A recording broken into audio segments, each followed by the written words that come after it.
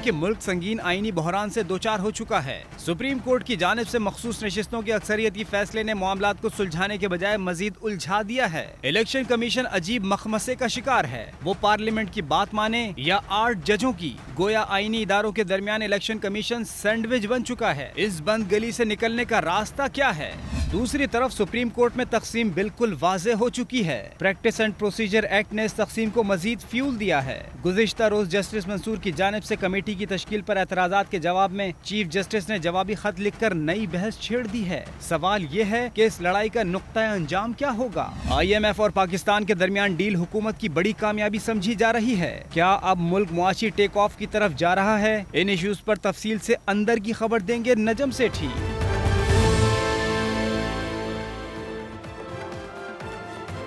अस्सलाम वालेकुम। सेठी से सवाल के साथ मैं हूं सैयद आयशा नाज। मेरे साथ हस्बे मामूल मौजूद है नजम सेठी साहब। अस्सलाम वालेकुम। सेठ साहब, बहुत इंटरेस्टिंग टाइम्स अहेड। अब आप कहेंगे कब इंटरेस्टिंग टाइम्स नहीं होते? फिर मैं तुम ही कह दो तो मैं चुप कर जाता हूँ। असल में मैं थोड़ा बहुत समझना शुरू हो गई हूँ ना, रेडिएशंस को पिक करना शुरू हो गई हूँ मैं। मैं नदीम साहब पे पिक्चराइज गाना सुन रही थी, काश कोई मुझको समझाता, मेरी समझ में कुछ नहीं आता। तो आज वही दिन है कि मैं समझा दूंगा। हाँ, समझ गए ना आप? ठीक। ऐसा कुछ हो रहा है जैसे कोई एक्सपायरी डेट दे रहा है गवर्नमेंट की, कोई बता रहा है कि कोई आ गया है तो इसके लिए अच्छा है, इसके लिए अच्छा नहीं है। तो मैं चाहती हूँ कि मैं सारे मौज़ूआत आपके सामने रखूँ हस्बे मामूल, और आप हमें आसान अल्फाज में जैसे समझाते हैं तो मुझे समझ आ जाए, मैं नदीम साहब का वो गाना ना गुनगुनाऊँ। बिल्कुल ठीक है, डन हो गया। असल में इस हफ्ते ना बड़ी इंटरेस्टिंग डेवलपमेंट्स हुई हैं 3 महाज पर। एक महाज है अदालती, दूसरा माशी और तीसरा अस्करी महाज। तीनों ऐसी डेवलपमेंट्स हैं जिनका इंतज़ार किया जा रहा था। अदालती महाज से तफसीली फ़ैसले का इंतज़ार किया जा रहा था कि रिज़र्व सीट्स पे वो जो 12 जुलाई का फ़ैसला आया, ऑपरेटिव हिस्सा उसका सामने आया था, लेकिन तफसीली फ़ैसला आना था बाकी, वो भी आ गया। उसके बाद माशी महाज पे बड़ी खबर पाकिस्तान के लिए ये कि IMF डील हो गई है और हमें अब पैसे मिलने जा रहे हैं। और जो अस्करी महाज पर है वो DGISI उनकी हो गई है तकर्री, वो अपना चार्ज संभालेंगे। और हैरत अंगेज़ तौर पर इन तीनों से जुड़ी खबरें 30 सितंबर के दिन को बहुत अहम बना रही हैं। 30 सितंबर के दिन को यूँ अहम के प्रैक्टिस एंड प्रोसीजर कमेटी का इजलास हुआ और उसमें 63A को मुकर्रर कर दिया गया है पीर वाले दिन को, जिसे जस्टिस काजी फाइजी साहब उस 5 रुकनी बेंच को हेड करेंगे। फिर जो पैकेज है IMF से जो हमें मिल चुका है उसकी पहली किस्त का इजरा पीर वाले दिन यानी 30 सितंबर को होने जा रहा है। और नए DGI जो हैं वो भी चाहे 30 सितंबर को संभालेंगे। तो हम ये जानना चाहते हैं कि अक्टूबर में फिर क्या होने जा रहा है। ठीक। ये महीना हमेशा से बड़ा इंटरेस्टिंग रहा। सदर जरदारी का तो इस हवाले से एक स्टेटमेंट भी है। तो तुम तो एस्ट्रोलॉजी भी कुछ करती हो ना स्पेयर टाइम में। कुछ सितारे घूम रहे हैं, कोई आ रहा है कोई जा रहा है। उस दिन तो मुझे कुछ कह रही थी कि जी आपका सितारा वहाँ से वहाँ पहुँच गया। हाँ। और अगला माह आपके लिए अच्छा, टॉरस के लिए बहुत अच्छा टाइम जा रहा है। अच्छा। आपने उस दिन कहा था ना कि मैं यहाँ नहीं हूँगा। हाँ। तो आपको मैं कह रही हूँ आपकी फिक्र करने की कोई बात नहीं है, मतलब आप वैसे भी जा रहे हैं। ओके। लेकिन कोई और जा रहा है या नहीं, कोई आ रहा है या नहीं, इस बारे में अब आपसे मुझे ये जानना है कि अदालती महाज पर भी जो छुरियाँ वो काफ़ी तेज़ चलना शुरू हो गई हैं। अब इसमें मंसूर अली शाह जो सीनियर जज हैं सुप्रीम कोर्ट के, उन्होंने चीफ जस्टिस के सेक्रेटरी को ख़त लिख के प्रैक्टिस एंड प्रोसीजर कमेटी पर कुछ एतराज़ात उठाए। उस पर चीफ जस्टिस ऑफ पाकिस्तान का जवाब आया। फिर चीफ जस्टिस ने रजिस्ट्रार सुप्रीम कोर्ट को जो ख़त लिखा था फैसले के अपलोड होने और वो वजाहत जो सामने आई थी सुप्रीम कोर्ट के 8 जजेस की, उस पर भी जवाब आ गया। देखिए ना कितने पेचीदा मामलात हैं, सो मैनी थिंग्स। लेकिन मैं आपसे सादा सा सवाल ये करूँगी कि जस्टिस मंसूर के तहफ़्फ़ुज़ात के जवाब में जो चीफ जस्टिस ने जस्टिस मुनीब के खिलाफ एक चार्जशीट बनाई है, रिमार्क्स भी आ रहे हैं, ख़त भी लिखे जा रहे हैं और जजमेंट्स में भी एक दूसरे को पॉइंट आउट किया जा रहा है। इसका रिजल्ट क्या निकलेगा, इस बारे में आपकी इलेक्शन के फौरी बाद एक प्रेडिक्शन भी है, वो शामिल करें या आप मुझे जवाब दे देंगे? नहीं दिखाएं ना क्या कहा, मुझे भी याद आ जाएगा ना। याद आ जाएगा। हाँ। चलें जी, याद दहानी के लिए। हाँ। अवाम का प्रेशर बड़ा ज़बरदस्त होता है। जुडिशरी ने देखा है कि अवाम ने वोट डाल दिया PTI के लिए। अब जुडिशरी भी तो अवाम से ही है ना, तो अब जुडिशरी भी उसका भी रवैया और तब्दील होगा। पहले भी मैं समझता हूँ कि मेजॉरिटी जुडिशरी PTI के हक में थी, इमरान खान के हक में थी। अंदर क्या हालात हैं वो हमें पता नहीं है, मगर लगता है ऐसे ही है कि बहुत सा सपोर्ट है for PTI rank and file में। तो अगर ऐसी सिचुएशन है तो जुडिशरी भी फिर उसी तरफ जाएगी ना। तो इसलिए मैं ये समझता हूँ कि ये क्राइसिस बढ़ सकती है अगर जुडिशरी कूद जाती है और PTI के हक पे फैसले करना शुरू कर देती है। Then we have a problem on our hands and then मेरे से मत पूछे फिर क्या होगा। बेस्ट के वहाँ हम ना जाएं। मैं सितारों की चालें पढ़ती हूँ, आप समझते हैं, और ये 7 महीने पहले की आपकी बातें हैं, तब ऐसा कुछ भी नहीं था। अब आप मुझे बताइए मामला कहाँ जाके रुकेगा? ये मामला रुकना नहीं है, ये मामला अब चलेगा। जिस तरीके के साथ चीफ़ जस्टिस साहब और जो चीफ़ जस्टिस बनने वाले हैं वो साहब खुल के आप एक दूसरे के ख़िलाफ़ आ गए हैं और जिसे कहते हैं ना बैरिकेड्स खड़ी हो गई हैं अब। और एक तरफ मंसूर अली शाह साहब हैं, उनके साथ 6-7 जजेस हैं। दूसरी तरफ काजी फ़ायज़ ईसा साहब हैं, उनके साथ 4-5 जजेस हैं और उनके साथ पार्लियामेंट है, उनके साथ गवर्नमेंट है। अब इस सूरत में अगर आप तारीख़ देखें तो मुनीब अख्तर और मंसूर अली शाह को शिकस्त होगी और ये जो लोग हैं इनमें से मेरी ये पेशन गोई है कि एक सूरत हाल तो ये है कि 7-8 लोग सारे ही उठ के रिज़ाइन कर दें किसी न किसी स्टेज पे और बाहर चले जाएं और वहाँ जाके ये वकला हजरात को उकसाएँ और कहें कि एक लॉयर्स मूवमेंट चलाएं। अब वो और बात है कि लॉयर्स मूवमेंट कामयाब हो सकती कि नहीं, वो अगली बात हम कर सकते हैं, मगर अभी यहीं छोड़ देते हैं। और दूसरी सिचुएशन ये है कि ये टूट जाएं, इनके अंदर से 4-5 चले जाएं मंसूर शाह और मुनीब अख्तर के साथ और 2-3 जो हैं वो न्यूट्रल हो जाएं एक किस्म के। और वो ज़ाहिर है neutrality in this case would be कि वो काजी फ़ायज़ ईसा और बाकी जजेस का साथ दे दें क्रिटिकल एरियाज़ में, जो कि वही होता है हमेशा। तो अब अगर दोनों सूरतों में मैं समझता हूँ कि मंसूर अली शाह और मुनीब अख्तर और इनके करीबी जो 3-4 लोग हैं they will be in the dock. अब because the opposing side is very powerful. अच्छा, जैसे इमरान खान रिलाई कर रहा है on a popular movement to restore him to power, इसी तरीके के साथ ये जजेस भी शायद इनके ज़हन में भी यही बात है कि हम भी क्योंकि पॉपुलर ओपिनियन को एक्सप्रेस कर रहे हैं तो इसलिए शायद हम अगर बाहर चले जाते हैं तो ये पॉपुलर ओपिनियन हमारा साथ देगा और हम भी लॉयर्स मूवमेंट टाइप कुछ चीज़ पॉपुलर रिवोल्ट हम कर सकेंगे। अच्छा, अब ये बात बाद में अगर आप पूछना चाहें तो I tell you what my view is, but at the end of the day जो मैं ये कह रहा हूँ कि ये सिलसिला अब ज़्यादा देर चल नहीं सकता, ये अक्टूबर के अंदर ही ये मामले तय हो जाएंगे। गवर्नमेंट डिटर्मिन्ड है कि एक कॉन्स्टिट्यूशनल अमेंडमेंट लाएगी और एक कॉन्स्टिट्यूशनल कोर्ट बनाएगी। और अगर तो शाह साहब रहना चाहते हैं in the Supreme Court even as Chief Justice, but वो सुप्रीम कोर्ट कॉन्स्टिट्यूशनल मैटर्स के ऊपर से उसको हटा लिया जाएगा। He will not be allowed to, और now Munib Akhtar and their people will not be allowed to hold forth on constitutional matters. ये फैसले हो चुके हैं, मैं ये अपनी कोई राय नहीं दे रहा, मैं आपको इंफॉर्मेशन दे रहा हूँ, ठीक है, कि ये फैसले हो चुके हैं कि under no circumstances will they allow this regime to be unraveled by a clutch of judges who are obviously in their eyes biased politically and under pressure from various sources shall we say। और खान साहब सबसे ज़्यादा pressure डाल रहे हैं, हर रोज़ उनका बयान आ जाता है कि मंसूर और पीटीआई वाले जो उम्मीद रख रहे हैं कि जी मंसूर साहब आएंगे और पिछली इलेक्शन की छुट्टी करा देंगे, ये कर देंगे, वो कर देंगे। तो ये सारी रिलायंस जो है of popular parties on the judiciary, in the past judiciary उसी वक्त कामयाब हुई है जब इस्टेब्लिशमेंट उनके साथ रही है। मगर जब इस्टेब्लिशमेंट उनके साथ नहीं होती तो फिर जजेस के ऑर्डर्स इम्प्लीमेंट नहीं हो सकते। इनफैक्ट गवर्नमेंट के ऑर्डर्स नहीं इम्प्लीमेंट हो सकते, अगर इस्टेब्लिशमेंट रोकना चाहे तो रोक देती है। इसीलिए आपने देखा जब भी प्राइम मिनिस्टर्स ने कोई ऐसे ऑर्डर्स दिए जो कि इस्टेब्लिशमेंट को पसंद नहीं होते थे तो गवर्नमेंट डिस्टेबलाइज हो जाती थी, ऑर्डर्स फॉलो नहीं होते थे, अगर फॉलो होते भी थे तो हाफ हार्टेडली फॉलो होते थे, मगर फिर प्राइम मिनिस्टर को माफ़ नहीं किया जाता था, फिर जुडिशरी के ज़रिए प्राइम मिनिस्टर की छुट्टी कराई जाती। तो जुडिशरी का तो इस किस्म का रोल रहा है। अब अगर सूरत हाल ऐसी है कि वो they want to stand up and be counted, तो it will be counted as a political gesture, not as a gesture of law and justice or constitution। ये एक assessment मेरी नहीं है, this is the impression, the perception outside।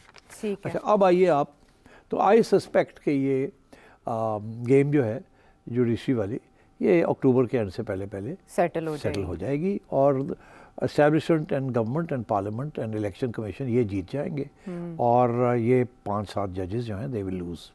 लेकिन इस तफसीली फैसले में ये भी कहा गया था कि अमल दरामद ना करने के नताइज होंगे। तो अगर गेम इस तरह फाइनल फेज़ में दाखिल हो चुकी है और आपने कहा कि ये ख़बर है कि फ़ैसले हो चुके हैं, तो जाहिर है दूसरी तरफ से भी तो कोई जवाबी वार आएगा ना किसी को तो तौहीन अदालत में धरा जा सकता है। तौहीन अदालत में आपको बुलाया जा सकता है, आप नहीं जाते क्या कर लेंगे। सुप्रीम कोर्ट क्या कर लेगा? दिस इज़ द प्रॉब्लम कि कोई ऑर्डर जो है अगर वो इम्प्लीमेंट नहीं होता तो सुप्रीम कोर्ट के पास कोई एडमिनिस्ट्रेटिव फोर्स नहीं है जिसके ज़रिए वो अपने ऑर्डर को इम्प्लीमेंट करा सके। All orders of the courts are implemented by the administration. Administration is under the influence of the government of the day. तो इसलिए मैं समझता हूँ कि यहाँ तक जो जज हजरात चले गए हैं, मैं समझता हूँ दिस इज अ मिस्टेक। मैं उनके सेंटिमेंट्स को बिल्कुल अप्रिशिएट करता हूँ। अच्छा। वो बहुत हाई प्रिंसिपल्स के लिए वो समझते हैं कि वो लड़ रहे हैं और उनके जो साथी हैं वो भी यही समझते हैं। मगर जो बेसिक परसेप्शन है हर जगह पे वो ये है कि ये सियासी मामला हो चुका है। अब ये इंसाफ जो है वो सियासी इंसाफ ढूंढ रहे हैं। और ये जब ये कहते हैं कि टोटल इंसाफ ढूंढ रहे हैं हम, तो टोटल इंसाफ का तो कॉन्सेप्ट मैंने पहली दफ़ा इस किस्म की संजीदगी के साथ सुना है कि टोटल जस्टिस। अब ये मैंने पहले भी शायद कोई एग्जांपल दिया है या नहीं दिया, मैं फिर देना चाहूँगा क्योंकि टाइम है आज हमारे पास गपशप मारने का। जी, लेकिन मौज़ूआत भी बहुत हैं। कोई बात नहीं, ये दिलचस्प बात बताऊँगा। जी बताएं। जब मैं चेयरमैन था PCB का, तो हमने हिंदुस्तान की BCCI के साथ एक मुआहदा किया था कि वो हमारे साथ बायलैटरल मैचेस रिज्यूम करेंगे। ये 2014 की बात है। तो कॉन्ट्रैक्ट साइन हो गया। 2015 में हमने ये मैचेस खेलने थे, पूरी सीरीज़ खेलनी थी। और उसके सारे के सारे पैसे जो थे वो PCB को मिलने थे। ये कॉन्ट्रैक्ट था। और ये 2011 के बाद पहली दफ़ा थी कि इस किस्म की कोई डील हुई। अच्छा। विच आई नेगोशिएटेड। अच्छा। उसके बाद क्या हुआ कि BJP की गवर्नमेंट आ गई इंडिया में। और जब ये वक्त आया खेलने का तो BCCI ने कहा जी हमें हुकूमत की तरफ से इजाज़त नहीं मिल रही, इसलिए हम अपना कॉन्ट्रैक्ट जो है उसको नल एंड वॉइड करते हैं। अच्छा। ठीक। मेरा मौक़िफ़ ये था कि कॉन्ट्रैक्ट के अंदर ये नहीं लिखा हुआ कि आपको परमिशन मिलेगी या नहीं मिलेगी। वो तो इट्स अ बायलैटरल कॉन्ट्रैक्ट। आप प्राइवेट पार्टी हैं, आप गवर्नमेंट पार्टी नहीं है। और आपने एक प्राइवेट पार्टी ने हमारे साथ एक तय किया है, तो ये होगा तो हम आप फिर लड़ाई झगड़े शुरू हो जाएंगे अदालतों के। बहरहाल उन्होंने कैंसिल कर दी सीरीज़। हम उनको अदालत ले गए, इंटरनेशनल कोर्ट।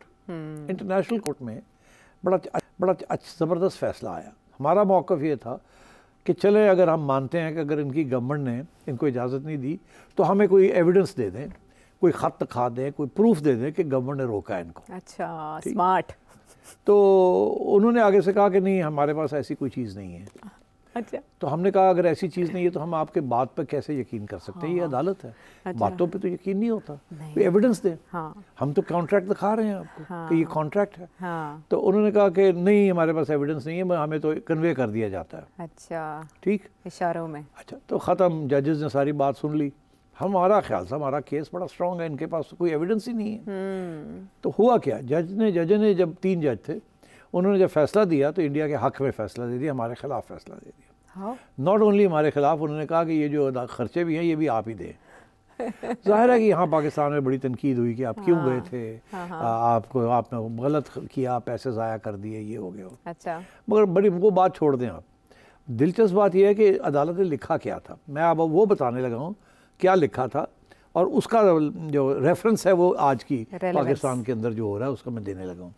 जजेस ने ये लिखा कि ये जो कॉन्ट्रैक्ट है इसको हमने बड़े गौर से देखा है। अच्छा। एक माइक्रोस्कोप के साथ देखा है इसको। ठीक है। तो ये तो पक्का कॉन्ट्रैक्ट है, इसमें तो इधर उधर हो नहीं सकता इंडिया। फिर ये तो पक्का है, इसमें तो कोई गुंजाइश ही नहीं है। हाँ। इंडिया ने वायलेट कर दिया।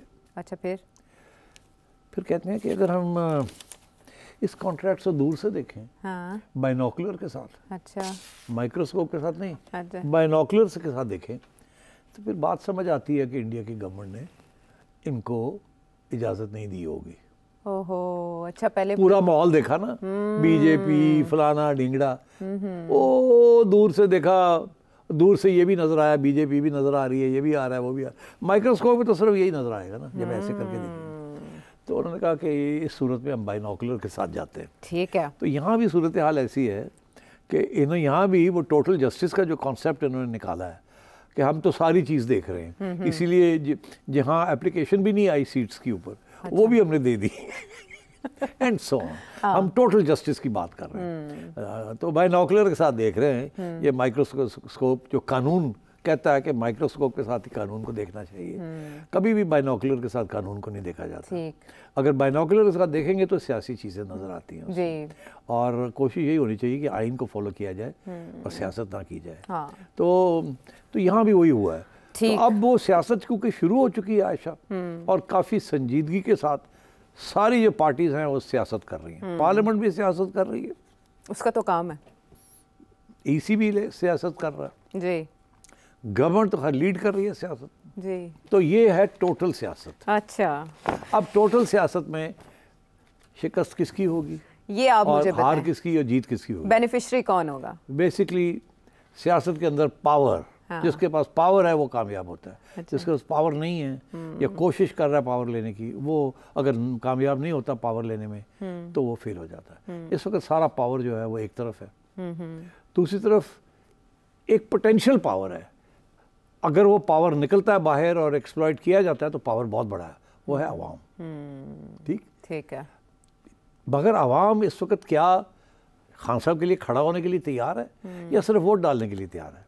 ये $100 मिलियन क्वेश्चन है जी। और लगता है ऐसे ही है कि जिस तरीके से पाकिस्तान बिखरा हुआ है और सियासी जमातें भी बिखरी हुई हैं, उनका सपोर्ट बेस भी बिखरा हुआ है, लगता है ऐसे है कि लॉयर्स मूवमेंट या और किसी किस्म की मूवमेंट जो खान साहब कोशिश कर रहे हैं ये नहीं चलेगी। ठीक है, ये भी डिवाइड हो जाएगी और जो कि पहले मुशर्रफ के ख़िलाफ़ जैसे हुआ था वो नहीं होगा। उसकी बहुत सी वजूहत हैं, वो फिर किसी वक्त डिस्कस कर लेंगे कि why lawyers movement will not take off in the sense of a complete attack on the institutions of the state to knock them out and make the judiciary the king maker. मैं नहीं समझता वो होगा। फवाद चौधरी साहब ऐसे इशारे भी दे रहे हैं कि ऐसी शायद तैयारियां, इसको धमकी कहा जा सकता है कि आने वाले दिनों में अगर ऐसा कुछ होता है तो आईनी अदालत के लिए बहुत ज़्यादा जुती हुई पीपल्स पार्टी दिखाई दे रही है। बिलावल भुट्टो जरदारी साहब दिखाई दे रहे हैं। ये पुराने ज़ख्म हैं जो याद आ रहे हैं या आईनी अदालत का क़याम वाकई इस वक्त नागुज़ीर है? देखिए, पीपल्स पार्टी ने बहुत सफ़र किया है अदालतों के हाथ में, क्योंकि अदालतें उस वक्त इस्टेब्लिशमेंट के कंट्रोल में थी जी। और इस्टेब्लिशमेंट पीपल्स पार्टी के ख़िलाफ़ भुट्टो साहब के ज़माने से है एज एन इंस्टीट्यूशन। वो मजबूरी थी कि मोहतरमा को लाना पड़ा, मगर कोई मजबूरी नहीं थी, फैसला था कि निकालना है इनको। वो आ तो चली गई बिकॉज हालात ऐसे थे, वो आना पड़ा उनको, मगर फिर निकाल दिया साजिश के तहत। ऐसी मियाँ साहब का भी यही था, लाना, वो लेके आए उनको मगर निकालना पड़ा क्योंकि कौन को मसला बन गया था। तो ये चलता रहा। फिर जब ये फैसला हुआ कि जी ये दोनों जो हैं हमें फेल कर गए हैं, कोई जब भी लेके आते हैं फिर हमें आंखें दिखाते हैं, तो बेहतर ये है कि अपना थर्ड पार्टी बनाई जाए और ऐसा बंदा लेके आया जाए जिसको आवाम भी तस्लीम करे और हम भी तस्लीम करें और वो हमें भी तस्लीम करे और उसके साथ हम काम कर सकें। तो वो खान साहब को इन्होंने चुना। अब वो चुना तो ठीक था, ले भी आए उनको रिक कर के, मगर फिर वो आके फंस गए ना। वो लड़ाई झगड़े शुरू हो गए जैसे हर सियासतदान के साथ होते हैं। आज तक कोई ऐसा सियासतदान नहीं है जो आके किसी लॉन्ग पीरियड के लिए एक बन गया हो। जो बंदा इलेक्ट होके आता है ना, राइटली और रॉन्गली, रिग्ड इलेक्शन के ज़रिए या नॉन रिग्ड के लिए, जिसकी कंस्टिट्यूंसी होती है या प्रोविंशियल कंस्टिट्यूंसी होती है, ये लोग eight the end of the day वो फिर अपनी बात तो करवाना चाहते हैं ना, दे पॉलिटिशियंस। वो ऐसे तो नहीं आते लेट, सपोर्ट बेस पे उनको जोम हो जाता है। तो मैं ये समझता हूँ कि we are at that stage now and PTI is at the receiving end and I think judiciary जो है, अगर वो सियासत ही उन्होंने करनी थी तो थोड़ा सोच समझ के करते। सियासत में भी what is politics? Politics is the art of the possible. Politics is not the art of the impossible. Politics is the, अगर आपने art of the impossible करना है तो then you're a revolutionary. फिर आप रियासत को overthrow करने आते हैं, फिर आप कुछ और करते हैं, ठीक है। फिर violence जो है is part of the theory of revolution. कोई इनकलाब तशद्दुद, लड़ाई झगड़े, खून खराबे के साथ के बगैर नहीं आया। आप एक तरफ कहते हैं हम आइन को यकीन, आइन को प्रोटेक्ट करना चाहते हैं, आइन तो बिल्कुल इजाज़त नहीं देता इनकलाब की। तो अगर आपने आइन को ओवरथ्रो करना है तो फिर इनकलाबी बने, मगर खान साहब उस किस्म के इनकलाबी नहीं है, ना ही ये जो PTI के जो लोग उसको सपोर्ट कर रहे हैं वो इनकलाबी हैं। यहाँ सिर्फ लड़ाई ये हो रही है कि PTI कहती है जैसे फ़ौज ने हमें अपनाया था फिर एक दफ़ा अपना लें बस। और वो फ़ौज अनफॉर्चुनेटली थोड़ी सी तब्दील हो चुकी है। और वो कहते हैं वंस बिटन ट्वाइस शाय। तो अब वो कहते हैं खान साहब को कि तुसी बैठो जिते बैठे हो या 5 साल इंतज़ार कर लो। बाकी लोगों ने भी तो बड़े इंतज़ार किए ना। खान साहब कहते हैं मैं यार उन्हें 70 तो उत्ते निकल गया तो मैं हूँ कितनी और देर इंतज़ार करा। तो इस किस्म के इशूज़ चल रहे हैं। अच्छा, थोड़ी सी तब्दील हो चुकी है इस्टेब्लिशमेंट, लेकिन कुछ लोग इसे ज़्यादा बड़ी तब्दीली के तौर पर देख रहे हैं। जो अब तब्दीली आई उसके क्या हो सकते हैं, पॉसिबिलिटीज़ क्या हो सकती हैं, और भी बहुत से मामलात इससे जुड़े भी, IMF से जुड़े भी। एक ब्रेक के बाद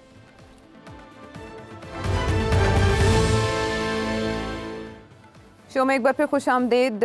मैं चाहती हूँ कि जुडिशरी से मुतालिक और भी जो बहुत सी चीज़ें हैं वो आपके सामने इसलिए रखूँ क्योंकि ये लड़ाई पब्लिक में आई है। अब जो चीफ जस्टिस ने जवाब दिया है जस्टिस मंसूर अली शाह को, उन्होंने उन्हें एड्रेस किया है माय डियर शाह साहब के तौर पर, और फिर वो कह रहे हैं कि जो भी आप लेटर लिखते हैं या बात करते हैं वो जर्नलिस्ट के पास पहले आ जाती है, तो इसीलिए मैं भी जवाब पब्लिक में ही देने पर मजबूर हुआ हूँ कि जो एतराज़ात उठाए गए हैं वो सबके सामने उनका जवाब आए। इसमें जस्टिस मुनीब अख्तर के कंडक्ट के हवाले से जो उन्होंने 11 निकात उठाए हैं उसको लेकर मीडिया में ये बात हो रही है कि इस पर तो एक जज के खिलाफ मिसकंडक्ट की कार्रवाई हो सकती है। क्या जस्टिस मुनीब इन एतराज़ात का जवाब देंगे या उनके खिलाफ रेफरेंस जाएगा? ये प्रेडिक्शन तो चाहिए। नहीं, देखिए, जज चीफ जस्टिस साहब ने अपना जवाब तो दे दिया। मैंने मंसूर अली शाह साहब का भी खत पढ़ा था जी, और इनका भी पढ़ा। इनके खत के अंदर बड़ा वजन है, बड़ी किस्म की इन्होंने बातें की हैं, इसलिए ये अब बात शुरू हो गई है कि ये तो एक रेफरेंस बनता है मुनीब अख्तर साहब के खिलाफ। मैं नहीं समझता कि वो रास्ता लिया जाएगा। अच्छा ना, वो रास्ता बड़ा लंबा है, उस रास्ते में बड़ी घसीट है, ये है वो है और गंद है, लड़ाई झगड़े हैं, ठीक, वो नहीं रास्ता लिया जाएगा। उससे पहले मामले तय हो जाएंगे और ख़त्म हो जाएगा ये मामला। अच्छा, तो ये जो है ना कि जी आप रेफरेंस के लिए, वो मैंने देखा है 1-2 ट्वीट्स आई हैं कि फलाने एडवोकेट जो हैं वो अब एक रेफरेंस फाइल करेंगे वगैरह, और ये एक बेस बन जाएगा एज रेफरेंस। वो कर सकते हैं, शायद कर भी दें, मगर क्या मुनीब अख्तर साहब की छुट्टी उस रेफरेंस के ज़रिए करवाई जाएगी? नो। अच्छा, उससे पहले ही और रास्ते बड़े हैं, इम्पॉसिबल हो जाएगा और वो ये फारग हो जाएंगे सारे। अच्छा, आपने बड़ी मुबहम बात कर दी। इसलिए कह रहा हूँ, कहते मुझे अफसोस इस बात का आ रहा है कि हमें यहाँ हम पहुँच गए, इस नहज पे नहीं आना चाहिए था कि हम इस किस्म की ज़ाती इश्यूज जो हैं वो खड़े होने शुरू हो गए। और मैं तुम्हें एक बात बताऊँ आयशा जी, ये 2 जज हैं जिनकी मैं बड़ी इज्जत करता था। कौन कौन से? एक काजी साहब और एक शाह साहब। अच्छा, मैं दोनों से बड़ा मुतासर था कि कुछ असूल उनके ऊपर खड़े होते हैं। अच्छा, और they will not be pressurised. मगर काजी साहब भी अंडर प्रेशर, अब कुछ असूल छोड़ दिए उन्होंने, अंडर प्रेशर आ गए हैं। और शाह साहब का भी बिल्कुल वही सिचुएशन है। और इसलिए मेरी अगर आप पूछें तो वक्त आ गया, आई थिंक वी नीड, अगर इंडिपेंडेंट सुप्रीम कोर्ट चाहिए आपको तो we have to define the meaning of independent. Because देखिए, हम ये नहीं चाहेंगे कि सुप्रीम कोर्ट ऐसा बन जाए जो कि हर बात इस्टेब्लिशमेंट की उसके ऊपर मोहर लगाए, या हर बात जो है एक ऑटोक्रेटिक गवर्नमेंट की हर बात के ऊपर मोहर लगाए। ये supreme court has to be a balance, restoring the balance, excesses को रोकने के लिए। और एक्सेसेस हर पावर सिचुएशन में होते हैं, मगर ये सुप्रीम कोर्ट अब उधर नहीं जा रहा, ये बाय पार्टिजन नहीं रहा, मेरिट के ऊपर चीज़ें नहीं एग्जामिन कर रहे। तो जब ऐसी सूरत हाल होती है तो ये सस्टेनेबल नहीं होती। तो मैंने इसीलिए कहा कि अब मैं कुछ और कह दूंगा तो बहुत ही शोर पड़ जाएगा। I would be surprised, shocked, stunned अगर if the 3 top of the Supreme Courts all survive. अब ज़्यादा नहीं पूछना आपने मुझे। ठीक है, ठीक है, ठीक है, इतना काफी है। अभी some of them may think they will survive, some of them may think they will be the next chief justice, some of them they think that मुझे तो कोई कुछ कर ही नहीं सकता, मैं तो 3rd चीफ जस्टिस बनूंगा and so on. I don't think ये सिचुएशन होगी। I think there will be betrayals, power plays and surprises। इन 3 लफ्ज़ों के साथ आपने काफ़ी इंटरेस्टिंग बना दिया मैच को जो अक्टूबर में होने जा रहा है, लेकिन उसमें वाज़े हो जाएगी, पिक्चर वाज़े हो जाएगी। अब 63A पे चीफ जस्टिस साहब का ये कहना है कि जब भी कमेटी का इजलास होता था तो उसमें जस्टिस मुनीब अख्तर जो हैं उनकी वजह से मसाइल होते थे। 63A को फिक्स कर देना मंडे के लिए ये जाहिर करता है कि वो इन अ वे उसको रिव्यू कर लिया जाएगा। नॉट ओनली रिव्यू कर दिया जाएगा, गवर्नमेंट के हक में फैसला आएगा। अच्छा, तो फिर उसके बाद आईनी तरमीम का जो मामला है वो कदरे आसान हो जाएगा हुकूमत के लिए। लेकिन प्रेडिक्शंस ये आ रही हैं कि 30 अक्टूबर तक ये हुकूमत की, मरीम नवाज साहिबा की हुकूमत की छुट्टी हो जाएगी। PTI के रहनुमा ये कहते हुए पाए जा रहे हैं क्योंकि ये हुकूमत आईनी तरमीम पास नहीं कर सकती। आपके भी यही ख्याल है? नो। अच्छा, ये हुकूमत रहेगी? नहीं, देखिए, हुकूमत रहेगी।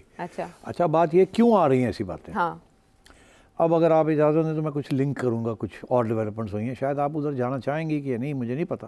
अच्छा, मगर अभी आप एक नया DG ISI भी अपॉइंट होने जा रहा है। जी, हो गए? हो गए ना। 30 को बस 4 संभालेंगे, नाम तो आ गया सामने।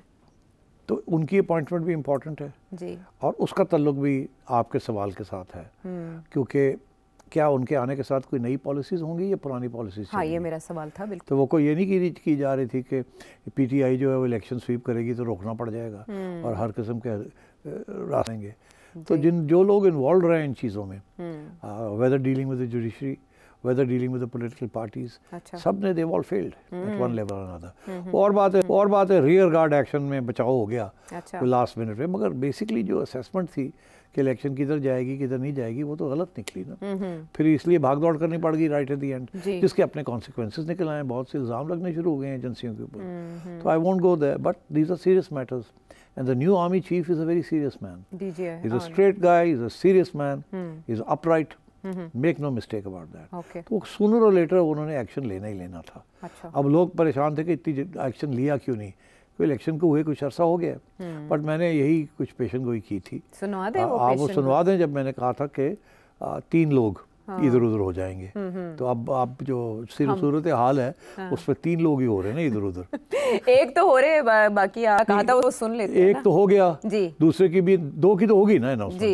एक उधर से इधर आ रहे हैं, एक फारग हो रहे हैं जी। तीसरा एक रह गया ना। तो मेरी ये पेशन गोई थी कि तीनों अलविदा काफिला। चले वो लफ्ज इधर उधर नहीं ना करते, आपने क्या कहा? सुना दें, बता दें मैंने क्या कहा था। आपने तो कहा था ना वो क्या 2 लोगों की बात, बारासिंगा और लूमड़। हाँ, तो बारासिंगा और लूमड़। हाँ, तो अब अगर बारासिंगा और लूमड़ में से एक इधर उधर हो जाएगा तो ये ऐन मुमकिन है दूसरा भी इधर उधर हो जाए, बिकॉज आफ्टर ऑल बैलेंस रखना है ना, क्योंकि जो नए साहब जो आएंगे वो फिर अपनी टीम लाएंगे ना, तो ये ऐन मुमकिन है कि वहाँ भी कुछ तब्दीली हो जाए। तो मतलब है कि आप समझें कि 3 टॉप पोस्ट इधर उधर होने की तैयारियाँ शायद हो रही हैं या हो जाएंगी। उसके बाद फिर सियासी मंजरनामा नया प्लान डेवलप होगा ना, क्योंकि ये प्लान जब नए बनते हैं तो फिर नए लोग बनाते हैं। पुराने लोग तो बनाए हुए होते हैं प्लान्स, वो या फेल हो गए होते हैं या कामयाब रहते हैं। अगर कामयाब है तो उनको रखा जाता है, अगर वो फेल हो जाते हैं तो फिर उनको इधर उधर कर दिया जाता है। तो ये जो इलेक्शन हुई है ये कोई खास कामयाब इलेक्शन तो नहीं थी ना। तो मेरा ख्याल है कि थोड़ा सा टाइम देना था, अब वो टाइम शाइम हो गया है, अब कुछ लोगों को इधर उधर करना है। बस लीव इट देयर। जब वो हो जाएगा तो फिर हम डिस्कस करेंगे कि इसका क्या मतलब है, ये सख्ती होने जा रही है और या कोई नया प्लान बन रहा है जो कि तब्दीली और किस्म की होने जा रही है। अभी मैं इसके ऊपर नहीं तबसरा करूँगा, तो फिर हम डिस्कस करेंगे। अभी रहती तब्दीली कोई? आपने ये 24 मई को प्रेडिक्ट किया था, 3 माह के बाद ये चेंज आया, आ गया ना। अब 2 का तो पता चल गया, तीसरा भी पता चल जाएगा, ठीक है ना। अच्छा। 3 की बात की थी। अगली बात ये कि अब पॉलिसी कैसे तब्दील होगी। देखिए मैंने हिंट तो बता दी है, जो लोग पावर में हैं वो कहते हैं ये आउट ऑफ कंट्रोल है, इनको टाइट करना है जी जी। तो जो नए साहब आए हैं, part of the job will be to seize initiative again, because वो सारा ख़त्म हो गया ना इनिशिएटिव। वो जो लोग घूमते फिरते थे, जजेस को मिलते थे, इससे सारे फारग हो गए। तो अब एक नया सिलसिला बनाना पड़ेगा कि gate control of the judiciary again. अब कामयाब होंगे या नहीं होंगे it's a separate matter, but क्योंकि दूसरी साइड बड़ी डिसऑर्गेनाइज्ड है और डिवाइड भी हो चुकी है, इसलिए it might not be so difficult. Okay, number 1। Number 2, क्या मरीम नवाज़ की हुकूमत या शहबाज शरीफ साहब की हुकूमत सर्वाइव करेगी कि नहीं। अगर आप देखें तो इनकी क्या कामयाबियाँ हैं और क्या फेलियर्स हैं, क्योंकि जो लोग इनको छुट्टी कराना चाहेंगे वो सामने रखेंगे ना बैलेंस शीट। जी जी। बैलेंस शीट में ये है कि पहली बात तो ये है कि they have successfully got the IMF programme. अब वो और बात है कि वो ये कहेंगे कि जी ये तो हमारे बंदे ने, औरंगज़ेब साहब ने ये किया है, तो प्राइम मिनिस्टर का तो कोई रोल ही नहीं था इसमें, ये नून लीग वालों ने क्या किया है, ये तो आर्ग्यू भी नहीं, सारा हमने भी हमने ही करवाया है। तो अगर ऐसी सूरत हाल है और वो यकीन रखते हैं कि गवर्नमेंट का इसमें कोई कारस्तानी नहीं है, कोई तीर नहीं मारा शहबाज शरीफ साहब ने या इनके लोगों ने तीर मारा है, वो फाइनेंस मिनिस्टर ने मारा है, और जो वो लोग हैं जिनको हमने अपॉइंट किया, तो ये तो फिर ये प्लस पॉइंट शहबाज शरीफ का नहीं मिलता। अच्छा, दूसरी चीज़ आई है कि फिर शहबाज साहब का और कौन सा प्लस पॉइंट है। हाँ। वो ये है कि हर बात हमारी मानी उन्होंने, मगर डिलीवरी नहीं दी। ठीक है ना, डिलीवरी क्या देनी थी, पार्लियामेंट को कंट्रोल करके रखना था जी। ऐसे ही है ना, पार्लियामेंट तो इनसे कंट्रोल नहीं हुई। अगर कोई कंट्रोल कर रहा है थोड़ी बहुत तो वो आसिफजदारी कर रहा है, लेन देन ये वो वाला, ये नून लीग वाले तो इनको नहीं करना आता। और शहबाज साहब तो उसी तरीके से चला रहे हैं जैसे एक ब्यूरोक्रेट चलाता है, मगर यहाँ के जो मामले हैं they are much more than running around cutting ribbons. तो मैं ये समझता हूँ कि फेडरल गवर्नमेंट की जो कारस्तानी है उसके ऊपर सवाल खड़े हो गए हैं कि are they competent to resolve the crisis. Day to day तो ठीक है, आ रहे हैं जा रहे हैं, ये हो रहा है वो हो रहा है, जो हम कहते हैं वो करते हैं या कोशिश करते हैं, मगर डिलीवरी नहीं हो रही। किस पे डिलीवरी? जजेस पे नहीं हुई, IMF पे हुई है, मगर eight the end of the day finally इनके बंदों ने की है। और अगर मौका मिलता तो मियाँ नवाज शरीफ साहब का इतना प्रेशर था कि शायद वो ऐसे इकदाम कर देते जिसके साथ IMF फिर नाराज़ हो जाती। तो मियाँ साहब तो चाहते थे ना कि इतने रिलीफ मिले ना आवाम को, ज़्यादा प्रायोरिटी। तो मतलब है कि तो मैं समझता हूँ शहबाज साहब को तो कोई ख़ास ब्राउनी पॉइंट्स नहीं मिले एस्टेब्लिशमेंट के अंदर। अलबत्ता पसंद बड़ा करते हैं बिकॉज वो जी हजूरी है and he is fine as far as that is concern. मगर क्या any breakthrough that he is done? I don't think so. अगर होती तो फिर SIFC ना होती, औरंगजेब साहब ना होते एंड सो ऑन। अब between the prime minister and the deputy prime minister भाग दौड़ बड़ी है। मौलाना को भी कन्विंस नहीं कर सके। Eight the end of the day government मौलाना को भी कन्विंस नहीं कर सकी। तो अब मौलाना कैसे कन्विंस हुए? क्या मोहसिन नकवी साहब ने जाके जादू किया और कन्विंस हो गए हैं? ये बात की बात है, मैं नहीं कुछ कहना चाहूँगा, मगर आप अंडर एस्टिमेट ना करें। Mohsin Naqvi is very persuasive. आगे आइए आप, let's move forward. Maryam Nawaz Sharif. Maryam Nawaz Sharif जो है वो बड़े क्लोज राब्ते में थी विद हेड ऊपर, ठीक है। और उनकी हर हदायत हर बात को वो समझती थी और इम्प्लीमेंट करती थी। उनका यही ख्याल था कि that's where the power lies, so therefore it's important to stay close, and she did a good job. और उन्होंने कोई यहाँ कंट्रोवर्शियल चीज़ नहीं की। पंजाब गवर्नमेंट जो थी, it hasn't done a single controversial thing. अगर कोई कंट्रोवर्शियल चीज़ें हुई हैं तो वो पुलिस ने की हैं, और सबको पता है कि उसके अंदर police is not responding to the chief minister, the police is responding somewhere else. जी, ठीक है। तो इसलिए मैं समझता हूँ मरियम के जो मार्क्स हैं they are higher in the establishment's eyes than those of Shahbaz Sharif साहब।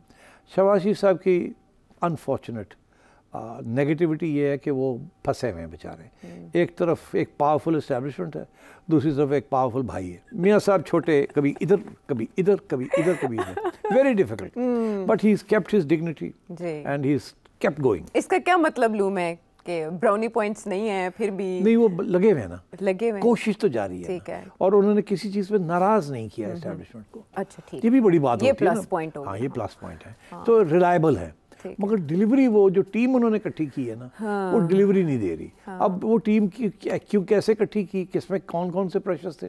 पीपल्स पार्टी का प्रेशर भी था, भाई का भी प्रेशर था, और लोगों के भी प्रेशर थे, और फिर वो उनका अपना एक तरीका है कि ब्यूरोक्रेसी के ऊपर ज़्यादा रिलाई करते हैं, पॉलिटिशियंस के ऊपर कम करते हैं। डूअर है ना, वो काम करना चाहते हैं, काम तो ब्यूरोक्रेसी करती है। सियासतदान तो गपशप मारते हैं और आगे पीछे होते हैं, जफ्फियाँ डालते हैं, पीछे चाकू लिए होते हैं, एंड सो ऑन, चाले चलते हैं, चाले चलते हैं। तो शहबाज साहब डजंट लाइक दैट, वो कम करिए इसे। अच्छा, अब ऑप्शन क्या है इनके लिए कि अगर इनको फारग करते हैं तो फारग मरियम को फारग करने के साथ क्या मिलेगा इनको? किसको लाएंगे यहाँ? कोई है ही नहीं कोई, ठीक है ना।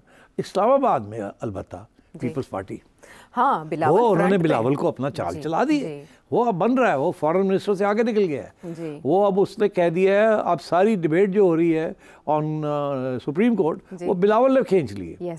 वो शहबाज साहब के मुंह से कुछ नहीं निकल रही, नून लीग कुछ नहीं कह रही, सारी बात जो है वो बिलावल कर रहे हैं कि हम केयर टेकर वो लाएंगे, हम कॉन्स्टिट्यूशनल कोर्ट, ये करेंगे वो करेंगे।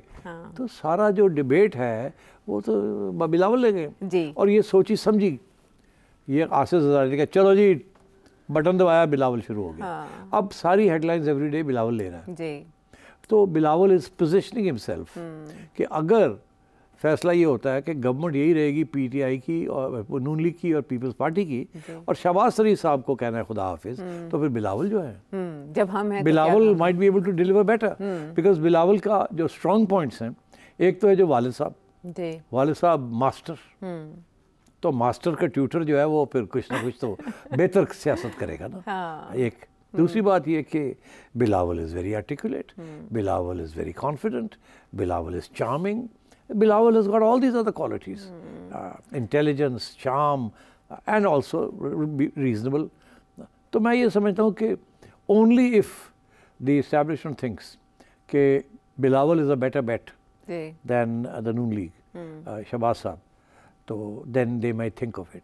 मगर उसका जो काउंटर है वो बड़ा ख़तरनाक है। क्या काउंटर ये है कि मियाँ नवाज शरीफ कैन से कि इन दैट केस आप पीटीआई के साथ हुकूमत बना लें, हम नहीं बैठेंगे हुकूमत में।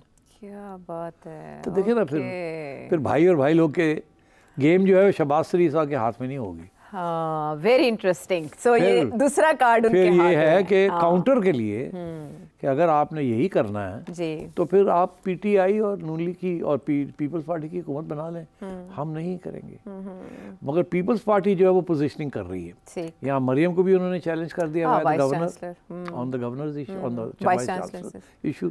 उधर बिलावल साहब जो है उन्होंने जुडिशरी को टेक ऑन कर लिया उसके और वो कह रहे हैं मैं स्टीयर करूँगा सारा कुछ। ठीक है। तो मैं समझता हूँ इट्स इंटरेस्टिंग कि ये सारी चीज़ें एक वक्त अक्टूबर में सेटल हो जाएंगी। सेटल हो जाएंगी, लेकिन किसके हक में होंगी वो आप मैंने आपको बता दिया बैलेंसेस कैसे चल रहे हैं, क्योंकि बैलेंस तब्दील भी हो जाता है ना। हाँ, बिल्कुल। Let's see how it works. हाँ, लेकिन इससे में मियां नवाज शरीफ साहब को जैसे आपने याद किया, उन्होंने सुफरा से अहम मुलाकातें भी की हैं। फिर दूसरी तरफ ये दिया जा रहा है कि वो एक गैर मुल्की सफ़र पर जा रहे हैं जो पहले डिले कर दिया गया था। वो लंदन जाने का इरादा रखते हैं अक्टूबर के पहले हफ्ते में। दूसरी तरफ आईनी तरमीम का भी उसी अरसे में जब मरहला दरपेश होगा तो उनका वोट अहमियत का हामिल है। और ये भी कहा जा रहा है कि उन्होंने कुछ सोच के किसी अंडरस्टैंडिंग के तहत लब सी रखे हैं। क्या है मामला, ब्रेक के बाद।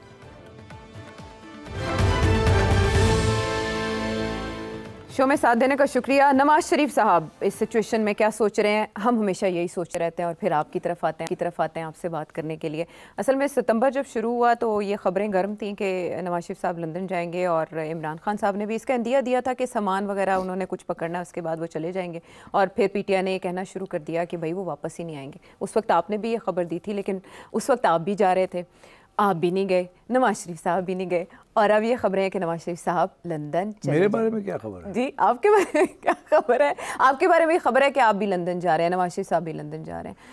अच्छा, तो आप क्या चाहते हैं मैं क्या कहूँ आपको? मैं आपसे ये जानना चाह रही हूँ कि ये चेकअप, मेडिकल चेकअप के लिए ये निजी नौयत का दौरा है लंदन का, क्योंकि आपने जर्मनी जाने की खबर दी थी मियाँ साहब के, तो वापस आएंगे मियाँ साहब या वहाँ स्टे का इरादा? देखिए, मैंने ये कहा था कि इनका जो साहिबजादे हैं हुसैन, वो जर्मनी जाना चाह रहे हैं एक ट्रेड फेयर के ऊपर जी। वो उनकी स्टील मिल को अपग्रेड कर रहे हैं जो सऊदी अरेबिया में। इसी सिलसिले में मियाँ साहब और हुसैन गए थे चाइना एक बहुत बड़े ट्रेड फेयर के ऊपर। याद है आपको? वो 4-5 दिन के लिए बड़ी यहाँ स्पेकुलेशन होगी कि खुफिया मीटिंग सियासी है, कुछ नहीं था। It was a pure personal trip. मियाँ साहब को शौक है इन चीज़ों का, तो वो और हुसैन ने कहा था मेरे साथ चले गए। अच्छा, अब सिचुएशन ये है कि इसी किस्म के ट्रेड फेयर एक और भी हो रहा है जर्मनी में, तो शक ये था कि मियाँ साहब उधर भी जाना चाहेंगे। और उन्होंने एक आध जगह पे मैंने सुना है कि ख्वाहिश भी की थी कि शायद मैं चला जाऊँ, जहाँ से ये बात फिर मैंने पिकअप कर ली कि शायद वो चले जाएँ वहाँ, और लंदन जाने का प्लान नहीं है। अच्छा, मगर अब वो जाहिर है कि अगर मियाँ साहब अपनी प्रोग्राम तब्दील कर लें तो फिर हमें पता होना चाहिए ना कि तब्दील हो गया प्रोग्राम। तो प्रोग्राम तो तब्दील होते रहते हैं, सीटें कैंसिल होती रहती हैं। तो अब अगर आप मुझे पूछें कि लेटेस्ट पोजीशन क्या है, हाँ, बिल्कुल, तो मैं आपको थोड़ा सा शौक दिलवाता हूँ कि अभी तक किसी ने ये बात नहीं कही, तो शायद मैं पहली दफ़ा कहने वाला हूँ कि मियाँ साहब अमेरिका जा रहे हैं। अमेरिका भी जा रहे हैं या अमेरिका ही जा रहे हैं? अमेरिका जा रहे हैं। अच्छा, उनका बड़े कोई करीबी दोस्त हैं जो वफात पा गए। अच्छा, और मियाँ साहब ने सोचा कि मैं अमेरिका का चक्कर ला लूँ, ताज़ियत भी कर लूँ और थोड़ा सा ब्रेक भी हो जाएगी। तो मेरा ख्याल है 3-4 दिन के लिए वो अमेरिका भी जाएंगे अब। अच्छा, और शायद शुरू में स्ट्रेट अवे अमेरिका ही चले जाए, ना जर्मनी जाए ना लंदन जाए। वापसी के ऊपर मेरा ख्याल है कि फिर बड़ा मुश्किल हो जाएगा लंदन ना जाना। अच्छा, वापसी में। अच्छा, तो इट इज़ पॉसिबल कि ऑन द वे बैक वो शायद 2-3 दिन के लिए लंदन रुक जाएं अपनी मेडिकल के लिए, अगर उनका ख्याल है कि ज़रूरी है। तो ये इस वक्त जो लेटेस्ट खबर जो है वो यही है कि he is going to America for a few days. कोई नेगोशिएशन नहीं, कोई कुछ नहीं, इट्स प्योरली पर्सनल। और फिर उसके बाद he may go to London again, purely personal. And मेरा ख्याल है जर्मनी का जो प्लान है वो कैंसिल हो गया अब। अच्छा, हाँ, तो ये सिचुएशन है। अच्छा, अमेरिकी सफ़ीर से मुलाकात भी इन्हीं दिनों में हुई। हाँ, उससे बड़ी देखिए उसकी डिटेल्स तो नहीं पता चल सकी जी। मगर मरियम साहिबा ने एक बहुत जाते जाते एक इम्पोर्टेंट बात कर दी, वो उसका क्लिप भी है। हाँ, वो चाइना के सफ़ीर की बाबत बात कर रही थी शायद। मगर नहीं, वो ये कह रही थी कि मियाँ साहब ने जो मुलाकात की है, एम्बेसडर ने इनसे ये पूछा कि आप ये इतनी इंस्टेबिलिटी हुई है तो आप इसको कैसे देख रहे हैं, क्या होगा क्या नहीं होगा, वो पूछ रहे थे सवाल। जाहिर है लोगों का इंटरेस्ट है इसमें। तो मियाँ साहब ने अकॉर्डिंग टू मरियम जवाब ये दिया, ये कोई नई बात तो नहीं है, हमने सारी उम्र यही देखा है पाकिस्तान के अंदर, इस किस्म की इंस्टेबिलिटी रहती है, अप एंड डाउन रहता है, तो हमारे लिए कोई नई बात नहीं है, ना ही आपके लिए कोई नई बात होनी चाहिए, सब कुछ अंडर कंट्रोल है, ऐसी कोई बात नहीं है। ठीक है, तो अमेरिका जा रहे हैं मियाँ साहब और फिर लंदन भी रुकेंगे, तो आपका भी साथ ही प्लान है, आप भी अमेरिका जा रहे हैं? नहीं, मैं अब मेरा क्यों इतनी अहमियत बन गई यार? मतलब आपका दौरा पहले एक्सपेक्टेड था, वो मियाँ साहब का मुलतवी हुआ तो आपका भी मुलतवी हुआ, इसलिए शक होता है। मियाँ साहब लंदन अभी नहीं जा रहे। अच्छा, तो मैं जा रहा हूँ। आप जा रहे हैं? हाँ, मैं जा रहा हूँ। अच्छा, लंदन नहीं जा रहे हैं? तो अगर मियाँ साहब लंदन आए तो फिर मेरी मुलाकात वहाँ भी हो जाएगी उनसे। अच्छा, जाहिर है बहुत से लोग मिलेंगे, हम भी लाइन में खड़े हो जाएंगे। आप लाइन में नहीं खड़े होते? अच्छा नहीं ना, कश्ती में साथ बैठते हैं। अच्छा, तो खैर एनीवे, अरे यार वो कश्ती मेरे गले पड़ी हुई है। ये गले कैसे पड़ी, ये भी बड़ी दिलचस्प कहानी है। किसी दिन हम सेठी साहब से ये भी जानेंगे, लेकिन वक्त ख़त्म होने का मेरा प्रोड्यूसर साहब की जानिब से मैं IMF के ऊपर एक बहुत अहम सवाल सेठी साहब से जानना चाह रही थी कि IMF डील में जब भी रुकावट पैदा हुई, कहा जाता था कि कुछ शराइत जो हैं वो चीन से मुताल्लिक़ हैं, और अब वज़ीर-ए-आज़म पाकिस्तान की ये बात कि IMF की कड़ी शराइत पूरी कर दी, कुछ का ताल्लुक चीन से था, इसमें मेरा बहुत इंटरेस्ट है। ये सवाल मैं सेठी साहब के सामने रखना चाहती थी कि इससे क्या मुराद है वज़ीर-ए-आज़म पाकिस्तान की, और चीन ने कैसे ताबून किया IMF डील के हुसूल में। ये सब सवाल आपसे आने वाले प्रोग्राम में इनके जवाब जानने की कोशिश करेंगे। इजाज़त दें।